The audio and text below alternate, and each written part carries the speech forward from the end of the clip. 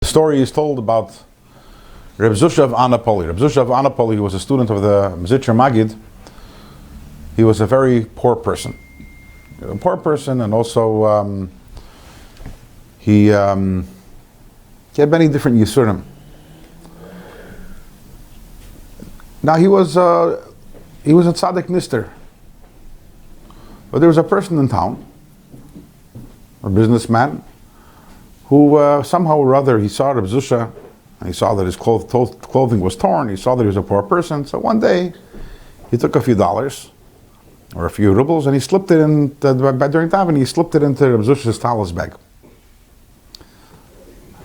That day he goes to work. He had his best day of work ever. Amazing. Yeah, business doing well.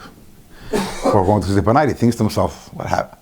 He remembered that if he gave that tzedakah to that person, you know what? That's probably a good idea. So next day he slipped him some more money, and he started doing it on a daily basis or on a regular basis, and literally his business took off, and he became quite a wealthy person. One day he comes to shul in the morning. He wants to put some money in Reb Zusha's talis bag. Reb Zusha is not there. So he asks around, anyone knows, that poor person, where is he? So, he went to his Rebbe. His Rebbe? Yeah, he has a Rebbe, the Maggid of Mezrich. Now, by this point in time, this person had already realized that Reb Zusha is a holy person. I mean, obviously he's giving him tzedakah, then he's thinking to himself, 1 second. This guy obviously is a holy person, so that's why when I'm giving him money, I'm being blessed because of that. But he has a Rebbe. His Rebbe must be holier than him. Right? Otherwise, why would he have him as a Rebbe? Let me go there. So let me go to Mezrich. I'll give money to the Maggid of Mezrich. And if I became wealthy just by giving money to Reb Zusha, can you imagine how wealthy I'll become if I go, right? I'm going to get a promotion, right? I'm going to go higher, move up higher, give money to his Rebbe. So he did that. He went to Mezrich, and he gave a nice sum of money to Reb Zusha, to the Maggid, and he comes home. And slowly but surely his business starts failing. And eventually he's back to square one. He wasn't necessarily a poor person, but all his gains had been lost. He went running back to the Mezrich, and he says, "I don't understand this. Explain this to me. Maybe you're just a phony, a fraud. Because when I gave money to your Talmud, to Reb Zusha, I became wealthy, and I'm giving you. And suddenly I'm losing my money." So the Maggid says, you have to understand. Everything that you do causes a reaction from above. You saw a poor person in shul, you gave him money, Hashem says, wow, take a look at that. And he blessed you, benched you. Then you decided to be smarter.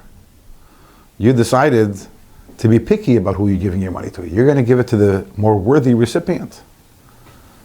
Because you decided that I'm holier and better, so I deserve the money more. So you started giving me the money. So as we know, everything that you do down here causes the exact reaction above. So above they said, hey, take a look at him. He's giving tzedakah, but he's being discriminated about who's giving tzedakah to. He's giving it only to the most worthy recipient. Okay, we'll do the same thing. And suddenly they started looking around. They realized, you're not the most worthy recipient of Hashem's blessings either. So they gave it to someone else. As long as you're giving tzedakah without cheshbonos, without calculation. So Hashem wasn't making any calculations. He was just giving it back to you the money and giving you with additions. You were giving without calculation. Hashem was giving without calculation. The moment that you started already with your calculations, Hashem says, okay, I'm going to do the same thing.